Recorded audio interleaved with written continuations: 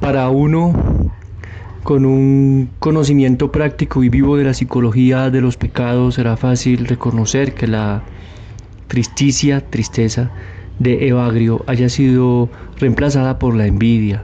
La envidia se asocia a la tristeza, pues un sentimiento de desvalor no puede dejar de ser un sentimiento triste.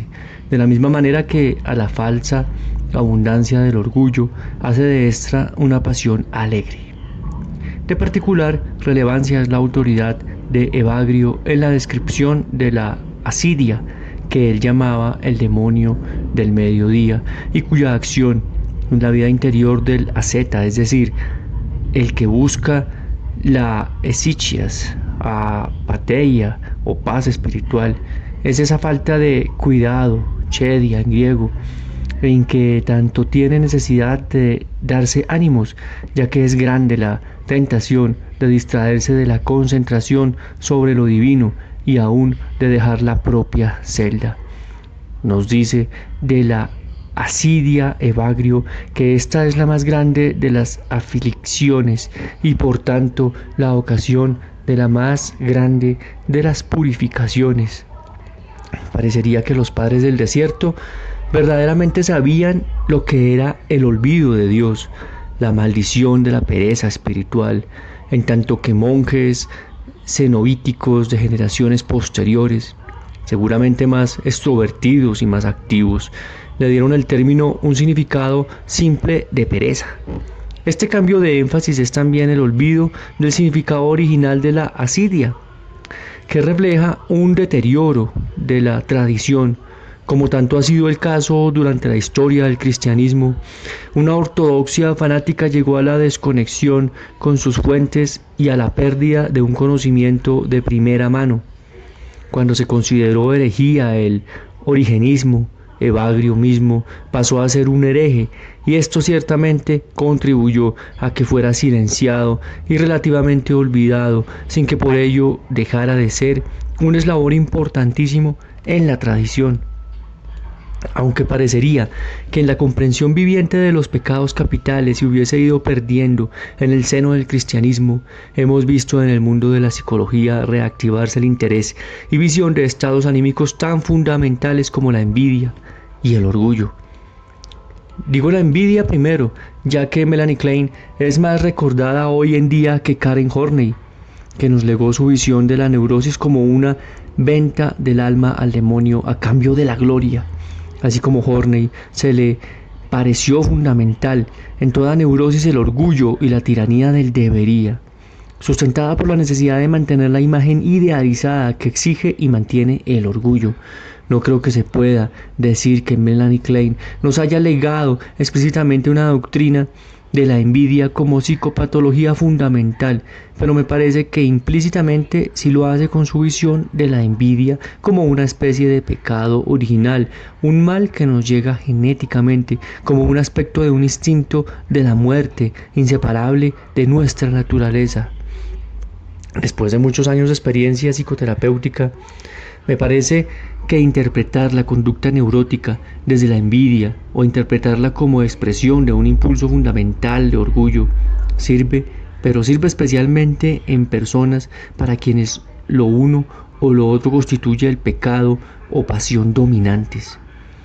Es natural que una persona envidiosa, y a propósito me parece reconocer que este es uno de los más comunes entre los caracteres en el mundo de la psicoterapia, pueda verse mucho mejor a la luz de una interpretación que le refleja a cada paso su envidia, que a la vez a la luz de una interpretación desde el miedo.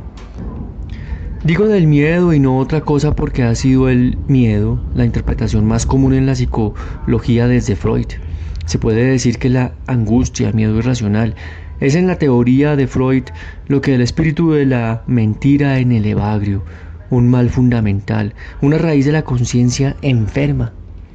Un colega mío en la clínica psiquiátrica de la Universidad de Chile le reprochaba a los psicoanalistas que utilizaran la angustia para explicarlo todo.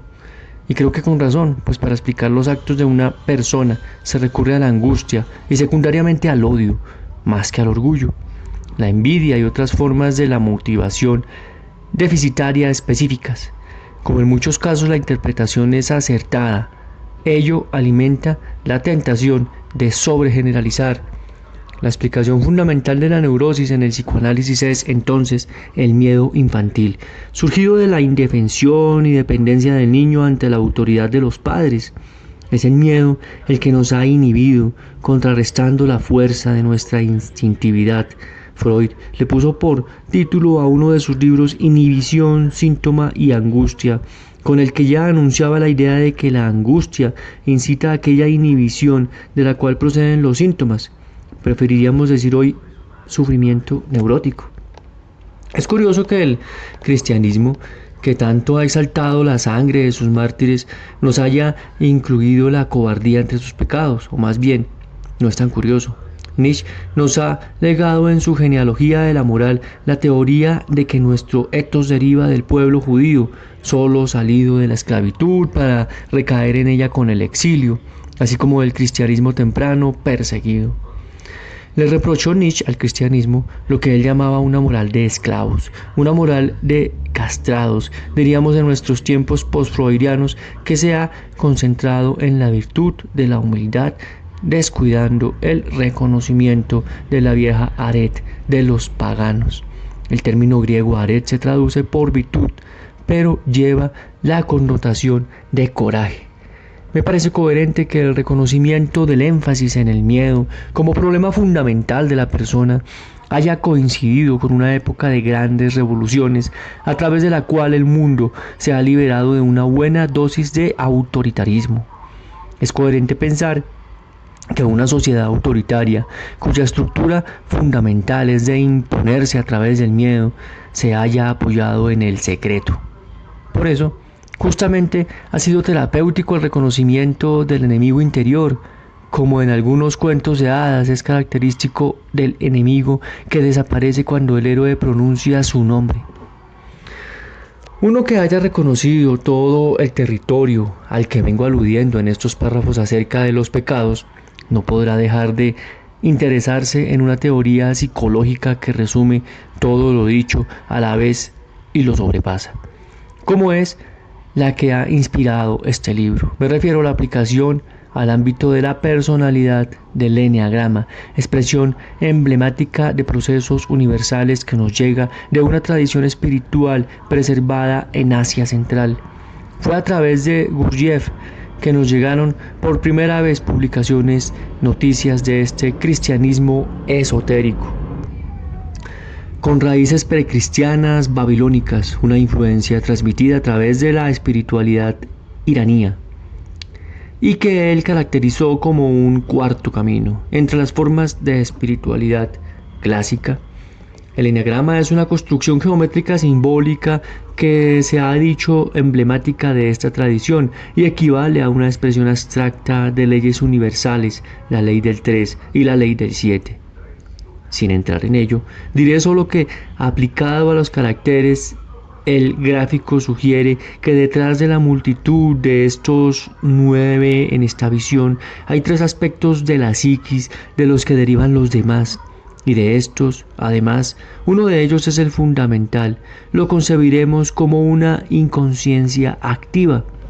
Naturalmente esto se ha redescubierto en la psicología y la idea fundamental de Freud es el inconsciente. Para la psicología de la neurosis es la psicología del inconsciente. Más propio enfatizar el verbo que el sustantivo, sin embargo, es decir, la inocencia, la voluntad de no saber.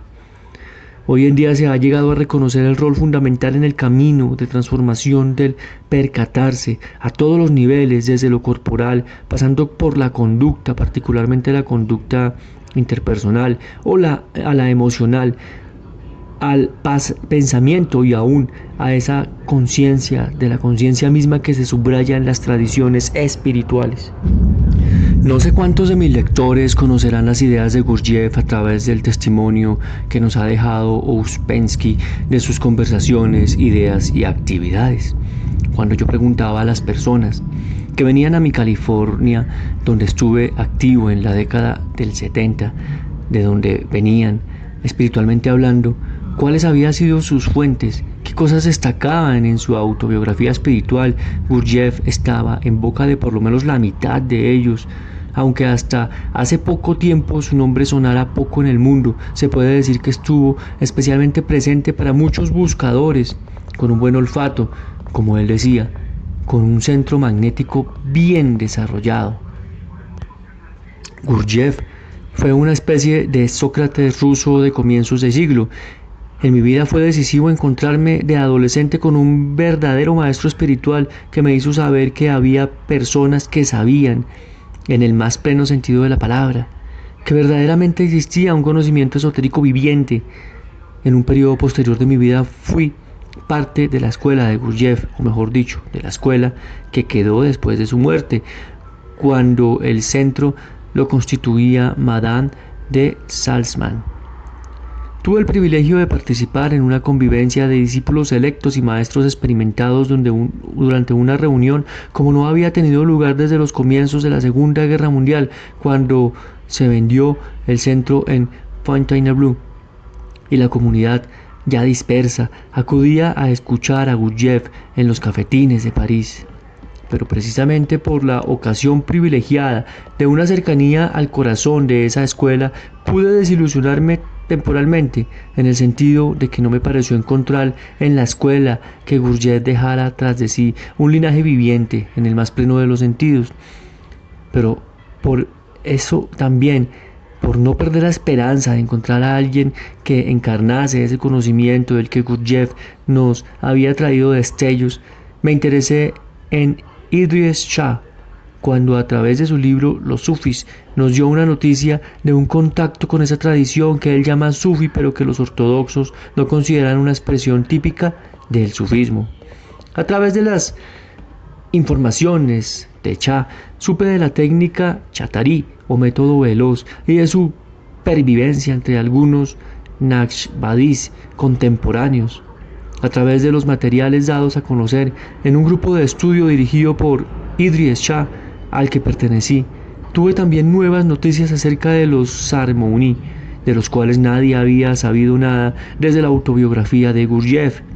Siento que fue un regalo para mí esta información por cuanto me llevó al contacto con alguien que habría de tener profundo impacto en mi vida. El conocimiento del protoanálisis y las disciplinas espirituales relacionadas con el eneagrama fueron menos importantes para mí que el impacto vivo del trabajo realizado junto con Oscar Ichazo, que se dio a conocer en Sudamérica en la década del 60 como alguien que había recibido su educación superior espiritual en aquella recóndita escuela, con la cual no era el único que buscaba una conexión. En una de mis reuniones tempranas con Ichazo, me describió las disciplinas porque atravesaría trabajando con él, al protoanálisis, un periodo de toma de conciencia de la propia personalidad. Sucedería un trabajo en las virtudes, a través de técnicas especializadas, así como eventualmente una tarea grupal de reducción del ego, a través de la propia conducta y de la crítica de los demás. Eso nos prepararía para la experiencia de trabajar con el catalizador correspondiente a la fijación personal, trabajo que, en caso de ser bien hecho, debe llevar a un primer nivel de experiencia mística. Su trabajo comprendería además el desarrollo de los centros, la activación de los chakras, la elevación del kundalini y la sensibilización de los lataifs.